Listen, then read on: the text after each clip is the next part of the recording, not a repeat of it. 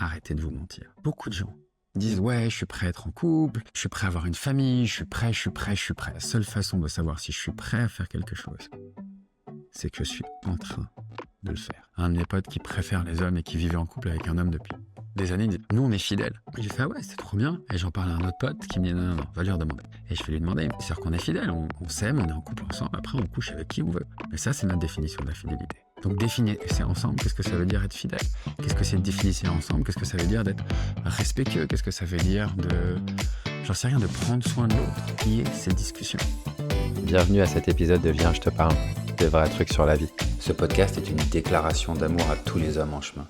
Alors, si ce podcast vous plaît, s'il vous plaît, abonnez-vous, mettez un commentaire, likez, enregistrez. Nous avons besoin de vous pour que ce podcast continue de vivre, d'exister, de se propager.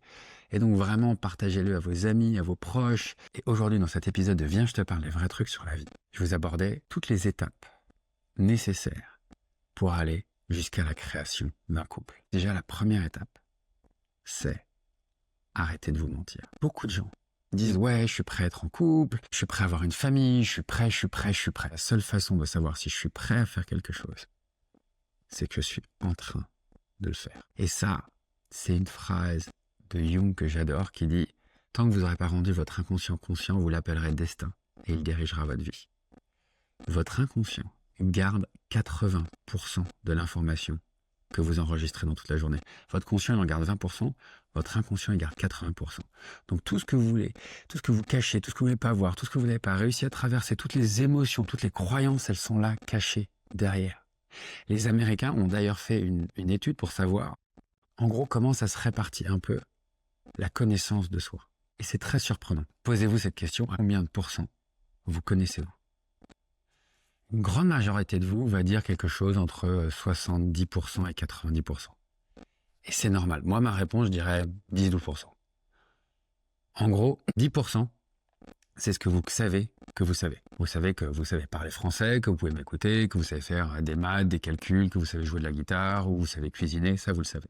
Il y a 15%, et c'est déjà plus important, c'est ce que vous savez, ce que vous ne savez pas. Par exemple, vous savez que vous ne parlez pas chinois, ou vous ne savez pas jouer de la guitare, ou que vous ne savez pas faire du tir à l'arc, ou que j'en sais rien. Il y a plein de choses que vous savez que vous ne savez pas. Vous ne connaissez peut-être pas l'histoire de la dynastie Ming en Chine. Voilà, ça c'est 15%. Donc là, vous avez déjà 25%. C'est pour ça que la majorité des gens arrivent autour de 75-80%. Et qu'est-ce qu'on fait des 75% restants? Les 75% restants, c'est ce que vous ne savez pas, que vous ne savez pas. Peut-être que vous ne connaissez pas votre combinaison qui marche, votre raquette, comment se manifeste votre féminin, comment se manifeste votre masculin, c'est quoi votre human design, c'est quoi vos signes astrologiques, c'est quoi les maisons dans lesquelles vous êtes, c'est quoi la manière dont vous posez vos questions, c'est quoi vos langages de l'amour, c'est quoi vos désirs les plus profonds, c'est quoi vos plus grandes peurs, c'est quoi vos différents déclencheurs émotionnels, c'est quoi vos archétypes érotiques. Il y a plein de choses, et encore là, je reste très soft, que vous ne savez pas. Donc la majorité du monde qui vous entoure, vous ne savez même pas que vous ne savez pas ce qui se passe. Et donc, en partant de là, toutes les phrases ou toutes les choses, vous pouvez dire « Ouais, moi je suis prêt, moi je suis ça ». Première chose à faire, c'est d'accepter que le reflet de la vie extérieure est un reflet de votre inconscient, de ce que vous désirez secrètement, inconsciemment. Donc si vous n'êtes pas en couple, c'est que vous ne souhaitez pas être en couple. En tout cas, que votre inconscient ne souhaite pas être en couple. C'est aussi simple que ça. Donc le seul moyen de savoir si vous êtes prêt à être en couple, c'est quand vous êtes en couple, dans un couple engagé. Donc arrêtez tous les « je suis prêt »,« ouais, moi je suis une meuf engagée, je comprends pas pourquoi je rencontre pas quelqu'un » ou pourquoi, en tant qu'homme, vous ne savez pas pourquoi il se passe pas ça dans votre couple. C'est simplement parce que vous y êtes pas. Et donc la première étape, c'est reconnaître que vous n'êtes pas prêt. Que vous voulez être prêt mentalement, mais qu'il y a des croyances, qu'il y a des peurs, qu'il y a des énergies, il y a plein de choses qui vous empêchent d'être à l'endroit où votre mental pense que vous êtes. Donc ça, c'est la première étape. Arrêtez de vous mentir, arrêtez de raconter des conneries sur vous ou sur ce que vous croyez de vous. On s'en fout de ce que vous croyez de vous. D'ailleurs, arrêtez, dont on s'en fout de ce que vous croyez de vous, c'est la deuxième chose. Vous voulez rencontrer quelqu'un? Laissez-vous rencontrer. Lâchez tous les je suis. Ouais, je suis quelqu'un de timide, je suis quelqu'un de fort, je suis quelqu'un comme ça, je suis quelqu'un d'introverti, je suis quelqu'un d'extraverti. Non, c'est de la merde. On vient de voir que potentiellement vous ne vous connaissez pas du tout. Moi, par exemple, je me connais à 10%, 8%, 12%, quelque chose comme ça. Donc j'arrête de dire je suis quelqu'un comme ça, je suis quelqu'un comme ça. Parfois, je peux être gentil, parfois je peux être agressif, parfois je peux être à l'écoute, parfois je peux être méchant, parfois je suis introverti, parfois je suis extraverti, parfois je suis puissant, parfois je me sens vulnérable, parfois je suis digne, parfois je suis dans l'arrogance, parfois je suis dans l'humilité, parfois je suis dans la modestie. J'en sais rien, c'est en fonction du contexte. Je suis uniquement ce que je présente et les actions que je suis à cet instant. Cette humilité, d'arrêter de vous définir, et deux, en fait, quand vous dites je suis, si je vous dis ouais, voilà, je suis quelqu'un de fort, je suis quelqu'un de nanana, moi je suis comme ci, je suis comme ça, blablabla, blablabla, blablabla. Vous empêchez l'autre de se faire une opinion de vous. Vous empêchez l'autre de dire bah, en fait là il me dit ça, mais moi je perçois autre chose. Là, il me dit ça, mais moi, quand je le vois agir, je perçois complètement quelque chose de différent de lui. Donc, vous empêchez les autres de vous voir, de vous rencontrer. Un, ça. Et deux, moi, je considère que quand j'ai pleinement acquis, ou que je suis pleinement tranquille avec une part de moi, avec une facette de moi, avec une qualité que j'ai, et j'ai pas besoin de la dire, j'ai pas besoin de vous prouver que je suis ça. Donc soyez très vigilants à vos je suis, et ensuite soyez très vigilants au je suis de l'autre. Et d'ailleurs, en parlant des je suis de l'autre, pour moi c'est la troisième étape. C'est faire la liste du Père Noël. Alors faites cette liste, et peut-être faites-le avec 2-3 autres personnes. Faites la liste de toutes les choses, du partenaire idéal. Et ça peut être physiquement, mentalement, intellectuellement, des valeurs, ça peut être, on s'en fout, la taille de son sexe, la taille de son nez, la couleur de ses yeux, quelle opinion politique il a, quelle opinion politique il n'a pas, quelle qualité humaine, comment il fait l'amour, comment il fait pas l'amour. Faites une liste, ça doit ressembler à peu près à une page A4 ou 2, en prenant les gros chapitres physique, mental, émotionnel, valeurs, politique. Et une fois que vous avez fait cette liste, regardez les 4-5 non négociables. Les 4-5 valeurs qui sont non négociables, les 4-5 choses qui sont non négociables pour vous. Si ces 5 choses-là, elles ne sont pas, je n'y vais même pas. Parce qu'il faut quand même pouvoir se laisser un peu surprendre par la vie, parce qu'il y a une différence entre mettre une intention et devenir rigide par rapport à ça.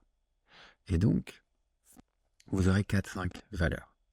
Et probablement, voire quasiment tout le temps, il y aura une de ces 4-5 valeurs que l'autre n'aura pas. Et là, c'est à vous de voir. Est-ce que vous êtes OK de sacrifier? Pas de négocier, de sacrifier. Au nom de l'amour, au nom de cette personne, au nom de cette rencontre, on dit putain, mais cette personne, bon, il y a ce truc-là. Mais ça, je suis prêt à sacrifier parce qu'il y a cet amour, il y a cette force, il y a cette puissance, il y a ce désir profond d'être avec cette personne. Pas juste parce qu'il coche toutes les cases, mais parce qu'ensemble, on crée de la magie. Il va y avoir des moments de difficulté, il va y avoir des moments de tension, il va y avoir des moments de magie, il va y avoir des moments de frottement. Mais lui ou elle, ouais, ce truc-là, je suis prêt à le mettre de côté. Et moi, la personne qui m'avait pour la première fois transmis ça, elle disait, bah ouais, voilà, mon partenaire, dans les non négociables, il y avait, je vais trouver mon partenaire, et je le trouve pas bon. Mais il était tellement incroyable que j'étais prêt à sacrifier ça. Pas à négocier ça, parce que négocier, c'est négocier avec l'autre. Non, c'est de vous à vous. Vous offrez et vous lâchez cette chose pour quelque chose de plus grand, pour cette relation, pour l'amour, pour Dieu, comme quel que soit comment vous voulez appeler, cette énergie qui nous pousse à aimer, à être en lien, à vivre avec d'autres personnes. Et aussi, une des raisons pour laquelle c'est important d'être précis dans votre liste du Père Noël. Par exemple, si vous êtes avec vos parents, vous dites « je veux un cadeau », vous faire un cadeau. Mais ce sera peut-être pas le cadeau que vous voulez. Si vous dites, bah voilà, je veux une voiture, ils vont peut-être vous offrir un camion alors que vous voulez une Ferrari. Ou alors ils vont peut-être vous offrir une Ferrari alors que vous voulez un camion. Et en fait, plus vous serez précis, et plus il y a de chances que l'univers vous réponde de manière précise. Si vous dites, ouais, je veux un mec. Bon, bah, des mecs, il y en a 4 milliards sur Terre. Si vous voulez un mec qui a de l'écoute, qui a de l'empathie, bah, mettez cette intention-là, parce que quand vous le croiserez, vous pourrez le rencontrer. Sinon, la vie va continuer de vous envoyer des choses aléatoires. Donc, soyez précis à cette étape. Maintenant qu'on a posé ces bases, ben, peut-être que la personne que vous avez mise sur votre cadeau de Noël arrive. Et maintenant, c'est important de découvrir l'autre. De découvrir, pas qui il croit qu'il est, mais ce que vous percevez. Et surtout, pour moi, une relation, c'est comme un jeu de société. C'est beaucoup plus simple de jouer ensemble si on connaît les règles et on a la même mission. Et la première étape, voilà, pour fonctionner avec quelqu'un, ou par exemple, là, voilà, j'étais en train de... quand j'achète une nouvelle caméra ou un objet, je lis le mode d'emploi. Et donc, c'est important, de connaître votre mode d'emploi, et aussi de connaître le mode d'emploi de l'autre, pour voir est-ce que ce mode d'emploi-là, je le trouve facile à utiliser pour moi. Parce que par exemple, moi, je trouve que je suis un mec super simple, et je peux être un mec super simple pour plein de gens. Et pour d'autres, je peux être d'une complication, d'une lourdeur, je peux être un enfer pour des gens.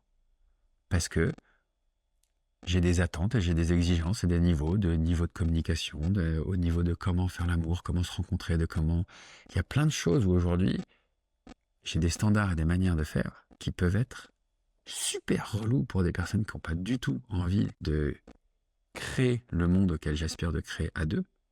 Et je peux être une bénédiction, celle ou celui qui a envie de partager ou qui partage ces valeurs-là.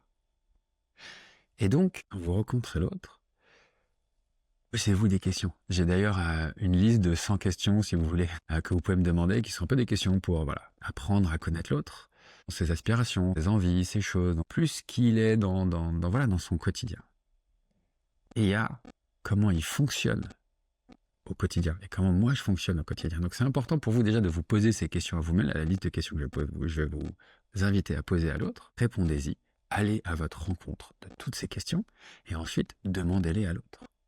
Donc, ça peut être savoir de comment l'autre communique. Moi, je sais que y a des gens, ils parlent naturellement, comme moi. Moi, j'arrive, je parle. Voilà. Donc, je m'attends à que les autres, quand ils sont bien avec moi, ils parlent. Et il y a des gens, ils ont besoin de poser des questions. Ou que tu as besoin qu'on leur pose des questions. Tiens, qu'est-ce que tu fais? Qu'est-ce que tu vas? Et donc, quand ils sont bien et qu'ils se sentent bien avec quelqu'un, ils posent des questions parce qu'ils s'intéressent à l'autre comme ça. Et l'un n'est pas mieux que l'autre. Par exemple, moi, la qualité de ma manière de fonctionner, c'est je prends la place, je suis là, je mène la conversation, et donc j'attends la même chose de l'autre. Et donc, moi, ce qui m'intéresse, c'est ce que l'autre a envie de me partager. Je n'ai pas forcément d'intérêt à savoir où est-ce qu'il est né, où est-ce qu'il a grandi. Parfois, je le fais pour amener la conversation. Mais ce n'est pas ce qui m'intéresse. Moi, ce qui m'intéresse, c'est ce que l'autre a envie de me délivrer naturellement. Le défaut, effectivement, c'est que parfois je suis moins curieux, il y a des sujets chez l'autre, ça ne m'intéresse pas. Celui qui pose des questions, il a cette qualité de poser des questions, de s'intéresser à l'autre, mais en même temps, il y a aussi cet aspect un peu égoïste il s'intéresse que aux sujets qui l'intéressent lui. Donc il y a peut-être des sujets que l'autre l'intéresse fondamentalement et il ne lui pose pas parce qu'il ne lui pose pas ces questions-là. Donc, est-ce que c'est plutôt quelqu'un qui pose des questions ou qui parlait naturellement?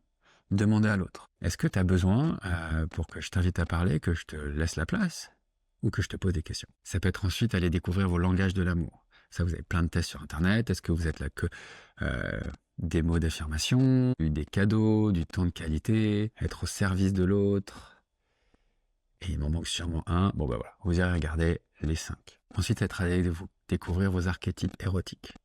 Est-ce que vous êtes plutôt sensuel, plutôt dans l'énergétique, plutôt dans transgressif, plutôt dans une sexualité orgasmique ou un mélange des 5? Allez, regardez, pareil, vous avez des thèses, pareil, vous avez des stages.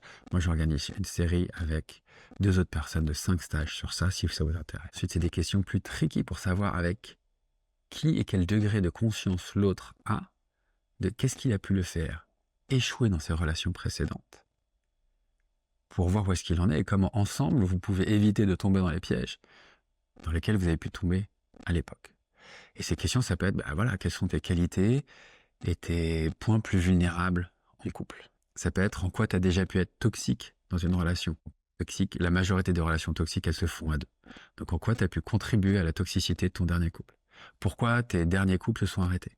Qu'est-ce que tes ex ou tes personnes proches de toi disent de toi? Qu'est-ce qui te reflète souvent comme qualité ou comme point plus difficile ou point à améliorer? Aussi, comment est-ce que je peux te faire des feedbacks? En gros, comment quand je vois quelque chose que je trouve pas agréable ou dont j'ai besoin de parler un sujet qui peut un peu gratter ou créer de la friction, comment est-ce que je te le communique? Est-ce que tu as besoin que je te laisse de l'espace? Est-ce que tu as besoin d'être critiqué? Est-ce que tu as besoin que je dise rien? Est-ce que tu as besoin que je te fasse des compliments? Et moi, c'est vraiment l'essence que peut vous transmettre tout entraîneur de sport.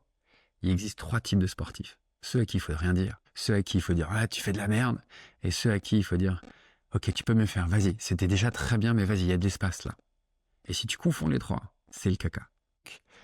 Comment vous avez besoin d'être soutenu dans votre relation. Et ensuite ça peut être aussi rapidement parler de c'est quoi tes revenus, c'est quoi tes finances, comment on fait financièrement, est-ce qu'on fait du 50-50, est-ce qu'on part 5 vite l'un l'autre, qui a le plus d'argent, comment on répartit. Voilà, à oser aborder ces sujets dès le début. Par exemple, moi je sais que j'aime pas faire la vaisselle, mais j'adore ranger ou passer le balai. Qu'est-ce que tu préfères? Qu'est-ce qui se passe? Ou même un sujet que moi qui est important aujourd'hui, que je dis souvent, la taquinerie. On se taquine souvent dans un couple, c'est sympa de se taquiner. Alors moi, souvent j'ai peu de répartie, donc une manière de répondre quand j'ai peu de répartie avec mes potes, c'est de dire ah le bâtard, ah la connasse, ah le connard, ah la... Voilà, c'est comme ça. Aujourd'hui, je me suis vachement amélioré pendant les vacances, j'ai passé quasiment 15 jours avec que de la taquinerie, donc j'ai fait des progrès de ouf en taquinerie, donc je pense que j'aurais moins besoin de dire ça. Mais voilà, je dis à l'autre, écoute, sache que quand tu me taquines, ou si tu me taquines, parfois il va y avoir peut-être un petit connard, ou un petit bâtard, ou un petit connasse, ou voilà. Et je te dis, c'est comme ça qu'aujourd'hui je fonctionne. C'est rien contre toi, c'est ma manière de, ok, je prends la pique, ça fait un peu mal, et ben je te la renvoie comme ça.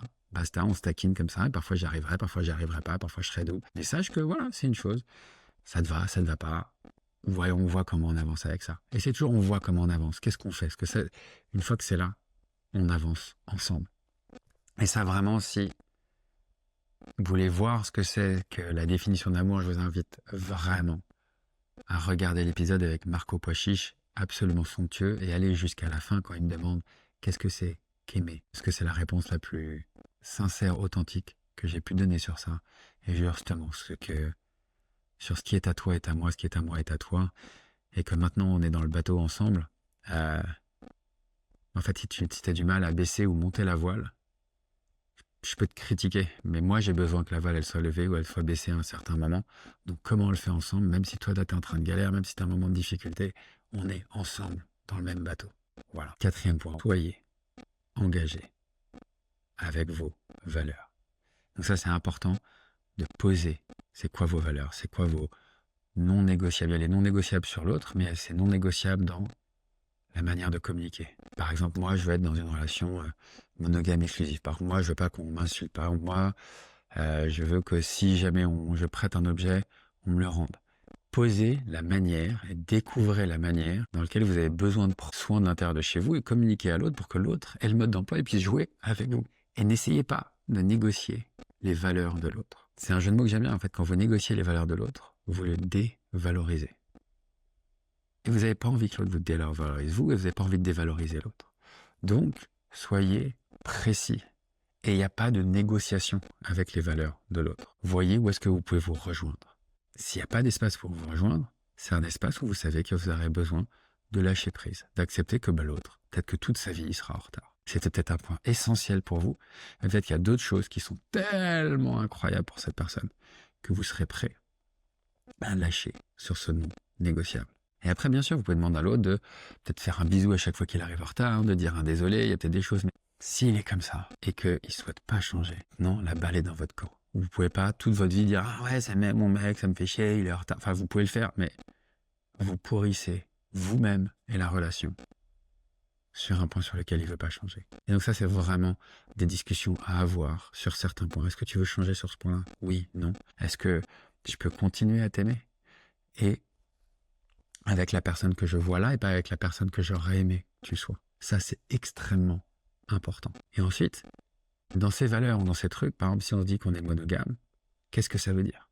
Est-ce qu'on a le droit de flirter? Est-ce qu'on n'a pas le droit de flirter? Est-ce qu'on a le droit d'envoyer des textos? Est-ce qu'on peut faire un sourire à quelqu'un? Est-ce qu'on peut aller danser avec quelqu'un d'autre en soirée? Qu'est-ce que ça veut dire monogame? Parce que par exemple, monogame chez les hétéros et monogame chez d'autres communautés, ça ne veut pas forcément dire quelque chose. Moi, je me souviens qu'un jour, j'avais été demandé un de mes potes qui préfère les hommes et qui vivait en couple avec un homme depuis des années, il me dit, nous on est fidèles. Et j'ai fait ah ouais, c'est trop bien. Et j'en parlais à un autre pote qui me dit non, va lui redemander. Et je vais lui demander, c'est sûr qu'on est fidèle, on s'aime, on est en couple ensemble, après on couche avec qui on veut. Mais ça, c'est notre définition de la fidélité. Donc définir, c'est ensemble, qu'est-ce que ça veut dire être fidèle? Qu'est-ce que c'est de définir ensemble? Qu'est-ce que ça veut dire d'être respectueux? Qu'est-ce que ça veut dire j'en sais rien, de prendre soin de l'autre? Y est ces discussions. Point numéro 5, vivez au moins 200 heures avec l'autre avant de vous engager pleinement dans la relation. Ça a été des études qui ont été montrées, il faut une 40aine d'heures pour devenir pote. Il faut une centaine d'heures pour devenir ami. Et il faut 200 heures pour que l'autre devienne un de tes meilleurs amis. On n'y peut rien, il y a un temps incompressible, plus ou moins compressible, pour rencontrer l'autre et se découvrir. Il a même été montré qu'aux États-Unis, dans les dorms, c'est-à-dire dans les dortoirs américains, ils ont regardé que la probabilité que tu deviennes ami avec la personne en face de toi, dans un dortoir, elle est de 80%. Et que la personne qui est à 20 mètres, elle est de 15%. La proximité, le quotidien, le temps passé ensemble crée naturellement du lien, de la relation, de la rencontre. C'est pour ça qu'au bout d'un moment, souvent pour certaines personnes, il y a plein de gens de leur boulot, ils rencontrent les personnes de leur couple dans le boulot, leurs amis là-bas aussi. Et le deuxième point pour moi qui est essentiel dans ce prendre le temps, c'est de dire au moins une dizaine de fois non à l'autre dans différents contextes. Dire non pour faire l'amour, dire non pour aller au resto, dire non pour aller en vacances, dire non pour aller dans sa famille, dire non pour lui faire un cadeau. Dites plein de oui, mais expérimentez différents types de non avec l'autre pour voir comment il va réagir.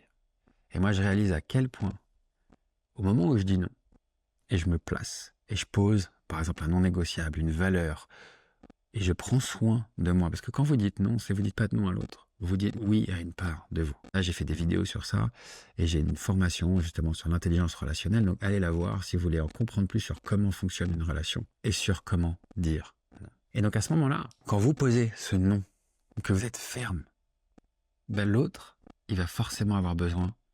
C'est un peu comme vous faites un all-in au poker. L'autre va forcément avoir besoin de soit se coucher, soit montrer ses cartes. Et s'il n'aime pas, il va essayer de trouver des stratégies, souvent au début, pour passer derrière vos noms. Donc quand vous posez vos noms, vous invitez l'autre à vous révéler, pour moi, et c'est ce que j'ai pu constater, les parts potentiellement plus sombres, plus manipulatrices, plus toxiques. Et donc prenez le temps de voir, avec cette personne, dans ces cas-là, quand je dis non, il y a un de ces démons qui sort. Et ce démon-là, je ne sais pas si je peux vivre avec ce démon-là. On va peut-être réfléchir avant de pleinement s'engager. Donc vraiment, prenez le temps et expérimentez l'autre dans plein de contextes. Partez en vacances, allez dans sa belle famille, allez dans un endroit dans lequel il y a beaucoup d'argent, pas beaucoup d'argent. Enfin voilà, trouvez différents contextes pour que l'autre révèle différentes parts de lui. Et ça, c'est une fois que vous avez traversé, vous avez vécu tout ça, au bout de 6 mois, 1 an, pour moi, un couple, c'est comme une petite entreprise. Ça a besoin d'un contrat et d'une mission. Et donc ça, au bout de 6 mois, il faudra, en tout cas c'est une invitation à quelle est la mission de votre couple. Et ça peut pas être, en tant que couple, ça peut pas être faire des enfants ou fonder une famille, parce que ça c'est la mission de votre couple parental, si un jour vous voulez devenir parent. C'est on a envie de s'élever l'un l'autre, on a envie de voyager le monde, on a envie de se découvrir, on a envie de contribuer à l'environnement ensemble. Et donc voyez quelle est votre mission.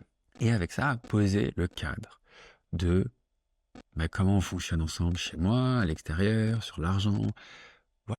Définissez, une fois que vous avez votre mode d'emploi, le mode d'emploi de l'autre, et que ça c'est clair. Et ça, il faut quand même plusieurs mois pour commencer à affiner c'est quoi nos modes d'emploi et connaître un peu le mode d'emploi de chacun. C'est quoi le mode d'emploi de notre couple? Comment on fonctionne à deux? Comment on décide de fonctionner à deux? Et ce mode d'emploi, ça peut être, moi je veux pas de mode d'emploi. Notre mode d'emploi, c'est pas de mode d'emploi. Nous sommes libres sur tous les points. Ok. Nous sommes engagés à construire dans la liberté. Et ça peut être tout nomenclaturé. Et vous pouvez faire ça de manière assez incroyable. En amitié, en amour, en famille. Moi, je l'ai déjà fait. C'est génial. Et ce temps-là que vous prenez pour définir votre mission, votre contrat, votre cadre, c'est un moment où c'est aussi des moments de qualité où vous rencontrez l'autre, vous pouvez rigoler, vous pouvez partager.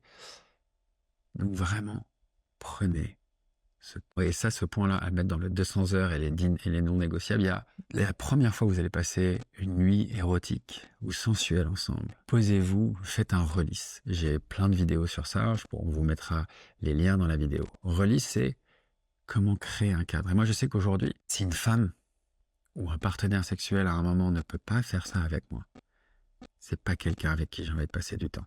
Parce que pour moi, dès qu'il y a implicite, il y a manipulation.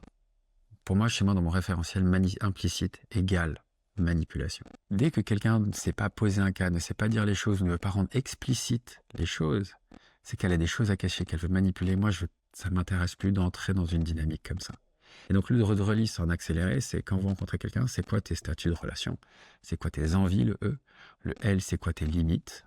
Je suis OK pour ça, je suis pas OK pour ça. Le I, l'intention. J'ai envie d'un coup d'un soir, j'ai envie de me marier avec toi, je cherche la mère de mes enfants. Voilà. S, c'est santé sexuelle et contraception. Où est-ce que j'en suis de mes tests et de contraception? Le deuxième S, c'est soins.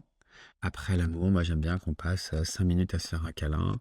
Et j'aimerais bien que demain tu m'envoies un message. Ou j'aimerais bien qu'on aille prendre un café ensemble cette semaine. Et encore un S pour certaines personnes, c'est quoi les substances que je peux prendre? Est-ce que là, j'ai bu beaucoup d'alcool? Est-ce que là, je suis sous ecstasy? Est-ce que j'ai pris du cannabis? Parce que potentiellement, j'ai peut-être pas envie de connecter avec quelqu'un comme ça. Donc ce plan-là, le release, c'est à mettre dans le truc 200 heures. Et une fois que vous en êtes là, et que vous avez tout ça, vous pouvez, avec le plus de clarté, de légèreté, d'honnêteté, d'authenticité, vous engager dans une relation avec quelqu'un. Et je vais finir sur ça, sur un des points les plus essentiels, et un des points où je fais souvent dans les dates que j'ai pu avoir ces derniers mois. C'est quoi un engagement? Et c'est quoi un engagement avec intégrité? Déjà, l'intégrité, c'est, je prends une décision qui dit oui dans l'intégralité de mon corps.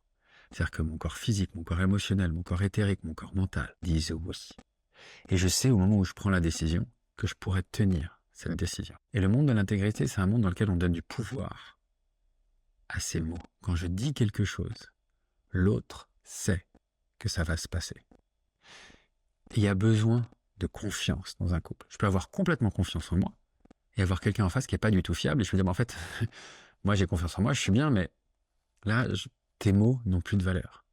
Et c'est quelque chose qui a pu se passer dans une de mes relations récentes. J'ai dit à mon ex, mais en fait, au bout d'un moment, à la force que tu ne tiennes pas tes engagements, que tu ne sois pas en intégrité, que tu donnes plutôt du pouvoir à tes envies et au plaisir qu'à tes mots et ce que tu as dit que tu allais faire, au bout d'un moment, tes mots n'ont plus de valeur. Et donc, si tes mots n'ont plus de valeur, quand tu me dis, tiens, je vais faire ça, j'en sais rien. Et moi, j'avais pas envie d'être dans cette relation, donc j'ai arrêté la relation pour ça, parce que ces mots n'avaient plus de valeur. Ça, c'est l'intégrité, c'est donner du pouvoir à ces mots. Et donc, c'est quoi l'engagement dans l'intégrité? C'est donc faire ce que je dis, dire ce que je fais. Et si je veux changer ce que j'ai dit que j'allais faire, je demande à l'autre. Par exemple, on a rendez-vous à 16h avec quelqu'un et que quelqu'un veut décaler, il me fait hey, Marc, est-ce que c'est OK pour toi si on décale à demain ou après-demain ou d'une demi-heure? Moi, généralement, quand on me demande et qu'on me pose la question comme ça, je dis OK, pas de souci, on peut décaler à 17h ou est-ce que si on décale de 16h, est-ce que ce serait OK pour toi plutôt que 17h, que 16h30, ce soit 18h? L'autre me dit oui, non. Et s'il me dit oui, non, après, je réajuste. Je peux dire demain, c'est nickel. Et jusque-là, la majorité des gens sont plutôt très d'accord. Le point qui commence à couiner, c'est si je te dis, OK, est-ce qu'on peut décaler à 16h30?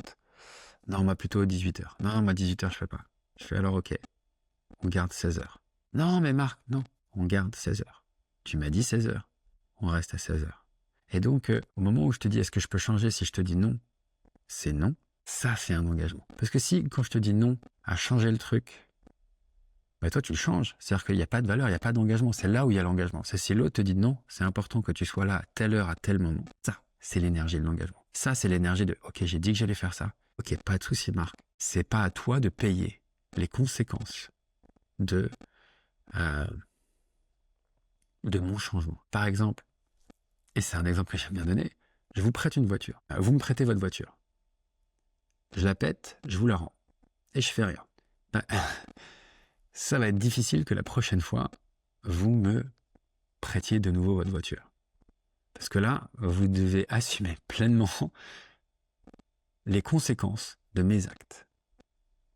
Et après, ça peut être potentiellement vous aussi dans la définition de dire, écoute, si je te prête ma voiture, est-ce que c'est OK pour toi de, si tu l'abîmes, de la rembourser ou d'appeler t'occuper de tout derrière, ou si jamais il y a un truc, juste paye, moi je m'occupe du reste. Mais donc ça, c'est aussi partie des cadres, des choses que vous pouvez poser avant. Et même si vous ne l'avez pas posé, on peut toujours dire, ouais, tu m'as rien dit, blablabla. Ok. Mais moi, tu me prêtes ta voiture, vous me prêtez votre voiture. Je répète, moi je sais que derrière, je vais aller, c'est une évidence que je vais aller payer l'argent. Aujourd'hui, je pense que c'est une évidence que c'est moi qui vais prendre les rendez-vous et faire les trucs pour que ce soit le plus léger pour l'autre. Voilà, il y a une différence entre, dans le monde de la conscience, ok, je suis pas responsable de comment tu vas vivre les choses, je suis pas responsable de comment tu vas vivre le fait que j'ai cassé ta voiture. Par contre, j'ai une responsabilité de qu'est-ce que je fais derrière pour réparer le lien, pour réparer la confiance, pour réparer la fiabilité de mes mots.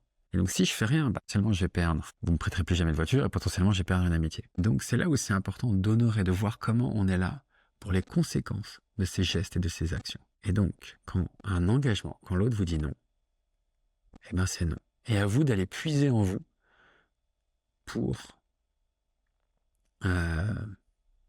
trouver la puissance de l'intégrité. Moi, souvent, j'étais fatigué. La personne m'a dit non, c'est important que tu viennes. Même si j'étais malade, j'y suis allé et ça m'a fait du bien de nourrir la confiance. Et là, à ce moment-là, c'est qu'est-ce que je veux nourrir? Est-ce que je veux nourrir mon « ah, je suis pas bien » ou je veux que cette personne se souvienne et sache qu'il est dans un monde dans lequel il peut avoir confiance en moi et dans lequel je nourris la confiance. Et ça, dans une relation de couple, la confiance et la capacité de se détendre dedans, c'est essentiel. Merci d'avoir écouté cet épisode de Viens, je te parle des vrais trucs sur l'amour. Et si cet épisode vous a plu, likez, commentez, mettez une note de moins 5 étoiles, partagez. Merci d'avoir écouté cet épisode et très très belle journée. Et si vous avez des suggestions d'invités, n'hésitez pas à les laisser en commentaire. On fera tout notre possible pour l'avoir. Belle journée.